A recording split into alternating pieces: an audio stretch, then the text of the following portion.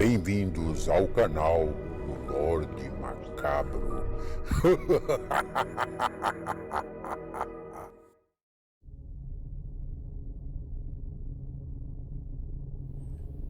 Olá, boa noite. Vamos para mais um relato do Lorde Macabro. Queria agradecer a todos vocês, aos inscritos no canal e também aos não inscritos.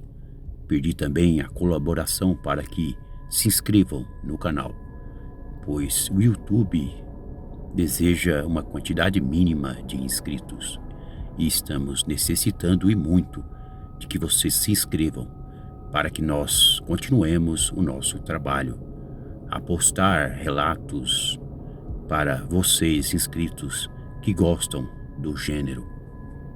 Agradeceria muito se vocês dessem o like e comentassem. Afinal de contas, o nosso trabalho nós fazemos com muito orgulho para satisfazer a todos vocês que gostam do gênero do terror. E vamos para o relato de hoje, que se chama O Monstro do Pará.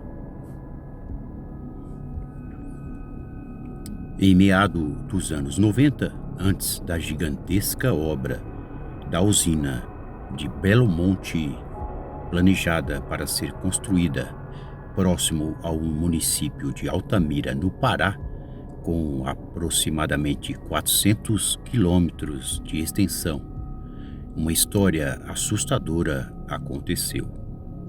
Mas, por questões políticas indigenistas, ninguém ficou sabendo.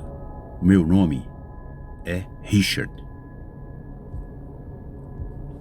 Sim, Richard Todd. Sou ambientalista e também engenheiro florestal. Moro nos Estados Unidos e vou contar como tudo isso aconteceu. Em 1992, fui contratado por uma gestora de riscos ambientais para avaliação de riscos de degradação ao meio ambiente a respeito da usina de Belo Monte.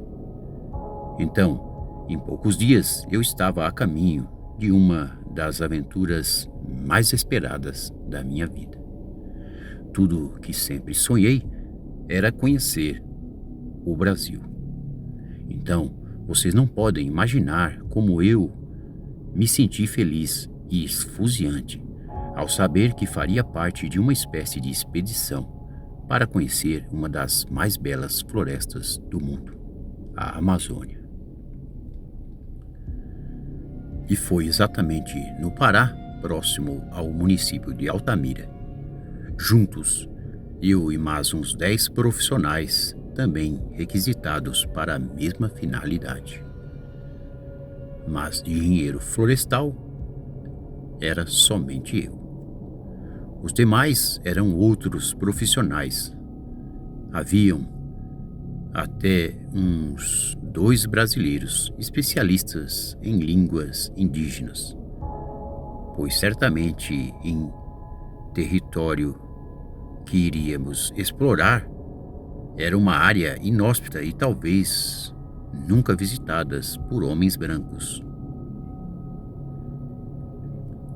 Antes de entrarmos na grande floresta, paramos em uma comunidade indígena. Lá haviam profissionais, médicos e também alguns militares brasileiros, com um contingente de aproximadamente uns 20 soldados. Tomamos algumas vacinas imunizantes preventivas, pois na floresta haviam muitos perigos.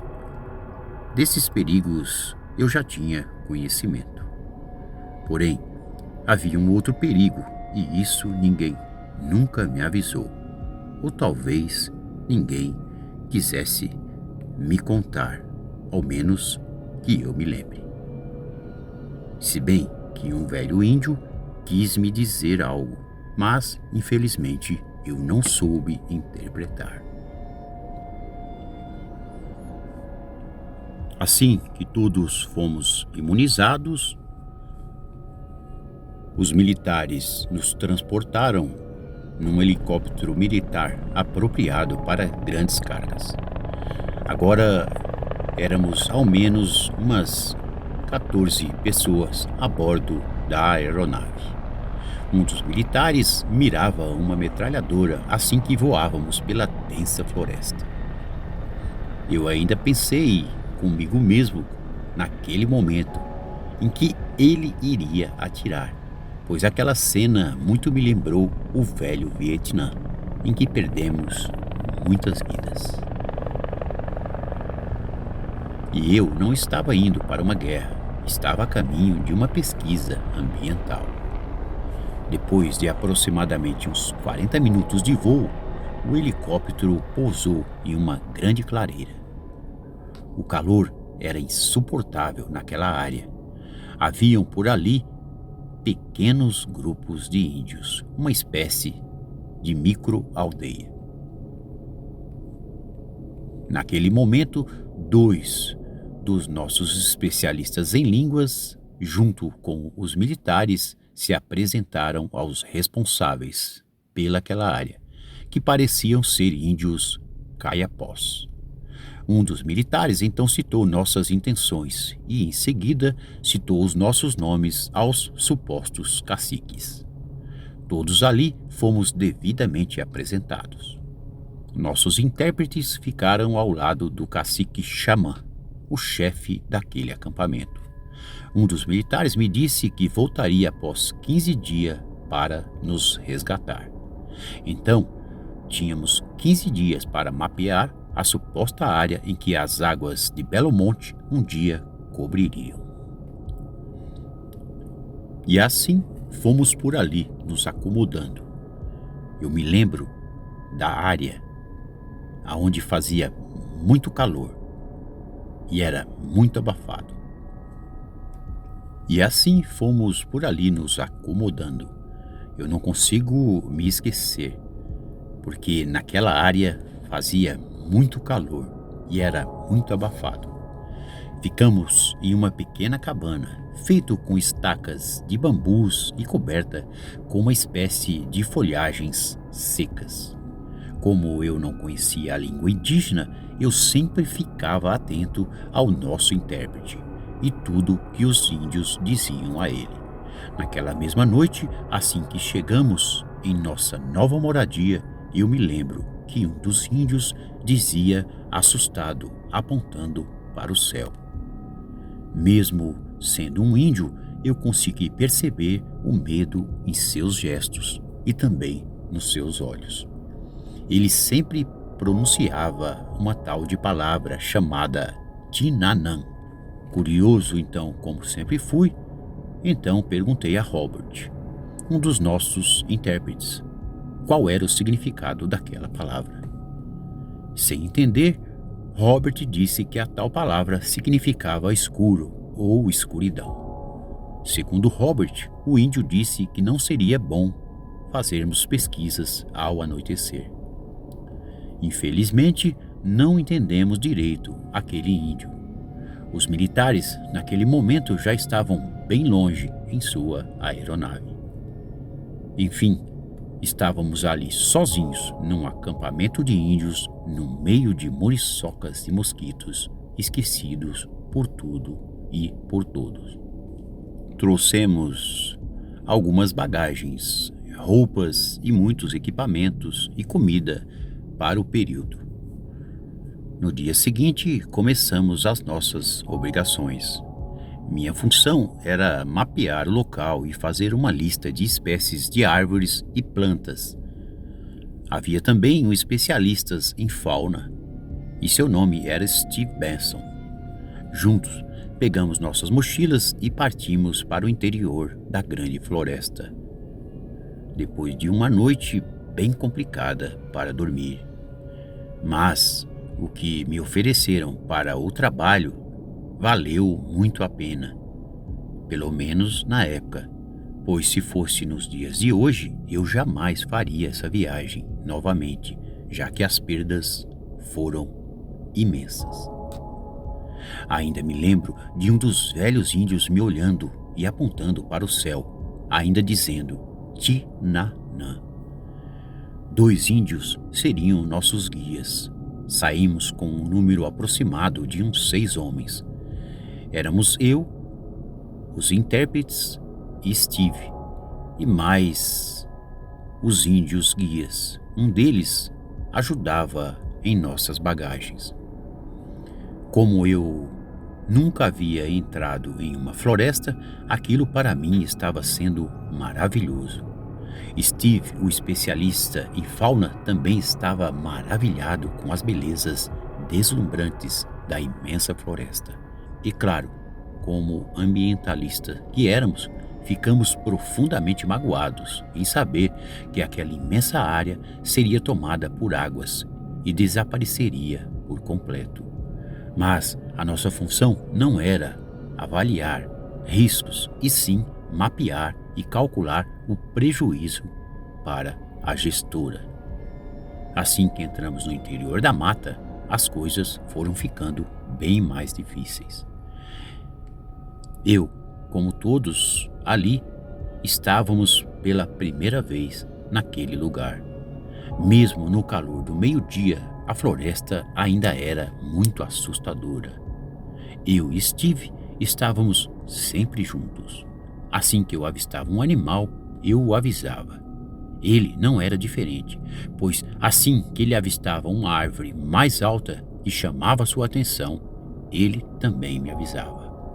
O nosso intérprete sempre caminhava um pouco à frente, com nossos guias que portavam arcos indígenas e grandes facões. Eu e Steve também portávamos os nossos facões. Quando chegamos bem no meio da floresta, começamos a ouvir sons que talvez nunca saberíamos que existiam. Steve então ficou fascinado com tudo aquilo, aquela fauna tão rica e abundante. Nossa empolgação foi tanta que no primeiro dia esquecemos até as horas, que passaram muito rápido. Sim, pois assim que avistamos os relógios, percebemos que já passava das 2 horas da tarde. Tínhamos que fazer uma breve parada para um pequeno almoço. Um dos índios já estava com sua caça e fez por ali uma pequena fogueira.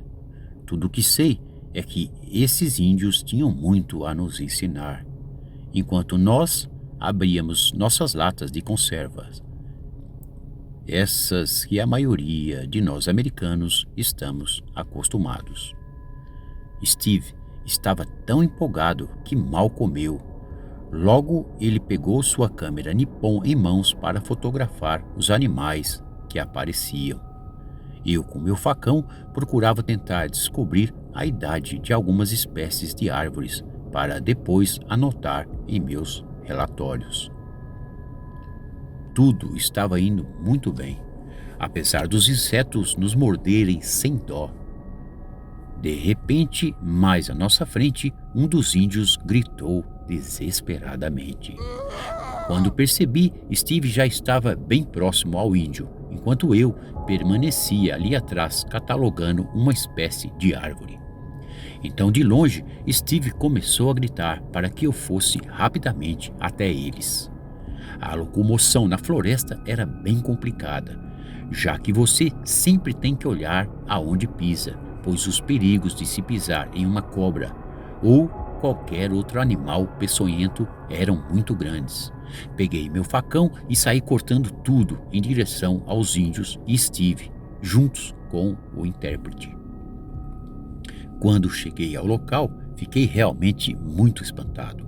Um dos índios parecia fazer um ritual que a princípio eu não entendi, mas Steve pediu para que eu me aproximasse e só aí eu vi. Sinceramente, foram as cenas mais fortes que presenciei até hoje em minha vida. Haviam ali 2 corpos de 2 homens. Percebemos ser homens por suas roupas. Um dos índios então começou a gritar e gritar, Tinanã, Tinanã, e de novo e de novo. Aquilo foi me apavorando de um jeito que eu comecei a ficar com muito medo. O intérprete só dizia que ele falava em escuridão e nada mais. Um dos índios então colocou a mão em sua boca e eu só não entendi o porquê. Talvez por não suportar mais os berros daquele índio, ou estava nos escondendo algo. Os corpos estavam ali há algum tempo, talvez meses, e também em estado adiantado de putrefação. Mesmo assim, um deles tinha um rasgo em seu tórax, como se tivesse sido cortado por algo. Até mesmo os seus ossos estavam cortados. O que matou aqueles homens foi algo bem forte. Eu e Steve ainda vasculhamos os bolsos para tentar acharmos documentos, mas, estranhamente, nada encontramos. A noite estava chegando e depois daquelas cenas horripilantes percebi que Steve, o intérprete John, ficaram com muito medo. Eu também fiquei com muito medo e curioso para saber como aqueles homens haviam morrido. Nosso intérprete ainda tentou indagar o índio que pronunciou as tais palavras para obter mais informações, mas seus olhos sempre apontavam para o céu. Ele não cansava de dizer Tinanã, escuridão, escuridão. Mas, quando os dois índios o encaravam, ele simplesmente se lanceava estranhamente, parecendo estar com medo daqueles dois índios. A noite, enfim, chegou por ali e tínhamos nossas pequenas barracas infláveis para abrirmos na pequena clareira que abrimos com os nossos facões. Então, mesmo com muito medo, pois não tínhamos outra opção a não ser dormirmos por ali. Dois dos índios, aqueles que taparam a boca do índio que gritou, não dormiram, enquanto o outro ficava balbuciando sozinho palavras indígenas bem estranhas. Apesar do medo, eu estava muito cansado, então acabei dormindo. Tudo foi muito estranho naquela noite, pois, altas horas da noite, eu acordei com gritos e urros de um animal bem estranho. Rapidamente peguei o meu facão e minha lanterna para ver o que acontecia por ali. Fiquei surpreso ao ver que Steve e o intérprete não estavam em suas barracas. A lua brilhava bastante. O índio das palavras estava sentado como em estado de transe. Então eu perguntei a ele o paradeiro dos meus amigos e também dos outros dois índios. Assustado, ele apenas apontou com sua mão para o coração da floresta. Eu não entendi muito bem o que de fato ele estava querendo me dizer. Nesse exato momento, um uivo de algo surgiu do nada e pareceu ganhar toda a floresta. Os meus amigos haviam sumido e também os dois índios. Foi aí que o índio que estava perto da pequena fogueira se levantou para me indicar um caminho, o qual ele já parecia conhecer. A noite estava tão negra na floresta que não se via nada. Comecei a gritar pelos meus amigos ali, no meio do nada. O amigo índio então colocou as mãos na minha boca. Ele fazia sinais para que eu fizesse silêncio. Eu juro que naquele momento eu nada entendi. Mas, depois de alguns minutos, começamos a ouvir galhos se quebrando e passos de algo a alguns metros. Infelizmente, nada dos meus amigos e nem dos índios. Naquele silêncio, eu fazia sinal para o índio, perguntando aonde estariam os meus amigos. A única coisa que ele fazia era passar o seu dedo indicador em sua garganta, ou seja, que eles já estariam mortos. Mais galhos então começaram a se quebrar, e o índio então me mostrou cautelosamente a uns 50 metros de nós. Foi ali que eu vi uma coisa que nunca um ser humano vai acreditar: um grande monstro em forma de um lobo negro. Primeiro andava como uma espécie de quadrúpede. Depois se levantou andando sobre as patas traseiras. Que sinistro! O meu medo foi tanto. Só ali eu comecei a entender os avisos do índio. Na escuridão. Então, aqueles homens foram mortos por aquilo. Sim, o índio confirmou. Ficamos ali parado, olhando para a fera que parecia farejar alguns corpos caídos. De longe, eu consegui ver os 2 corpos. Sim, um era o de Steve e o outro de John. Os 2 foram mortos pelaquela besta, mas nem um sinal dos 2 índios que sumiram. De repente, aquela coisa olhou para o alto e urrou muito forte. Aquilo foi pavoroso. O meu amigo índio parecia entonar algum cântico para afastar aquele monstro de nós. O monstro então ganhou as profundezas da floresta e partiu em direção oposta à nossa. Eu fiquei muito assombrado, pois não sabia que teria uma aventura tão horripilante e macabra. Quando amanheceu, conseguimos chegar aos corpos dos meus amigos. Eu vi os 2 e estavam estraçalhados. O índio então me disse que Steve conversou com os outros 2 índios sobre a tal criatura e para avisá-los quando ela aparecesse. Naquela noite, ele foi acordado pelos índios sobre a fera. Então ele pegou sua velha máquina fotográfica e saiu em busca de sua última foto, levando o intérprete junto. Ambos foram para a morte certa. Naquele mesmo dia, ao amanhecer, eu e meu amigo índio voltamos ao acampamento. E qual não foi a minha surpresa ao descobrir que os 2 índios guias estavam no acampamento. Tentei falar com eles, mas foi em vão. O velho cacique disse que meus amigos foram mortos por um homem-lobo. A floresta cobra o seu preço, disse ele. Homens brancos não respeitam a mata e por isso morrem como moscas. Enfim, os militares chegaram com o helicóptero e eu parti dali rapidamente, deixando os corpos de 2 grandes amigos, mortos por uma criatura inexplicável. Assim que pisei em solo americano, um executivo da empresa já me aguardava para pedir sigilo a respeito de tudo. Segundo ele, os familiares daqueles homens seriam bem pagos por suas mortes e que ambos haviam assinado um contrato de risco. Isso era verdade, já que eu também assinei esse famigerado documento. Só não mencionaram nenhuma fera em nosso caminho.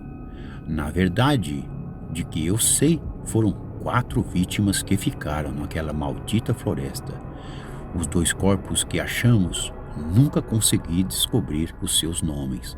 Só sei que foram mortos pelo monstro do Pará. Boa noite.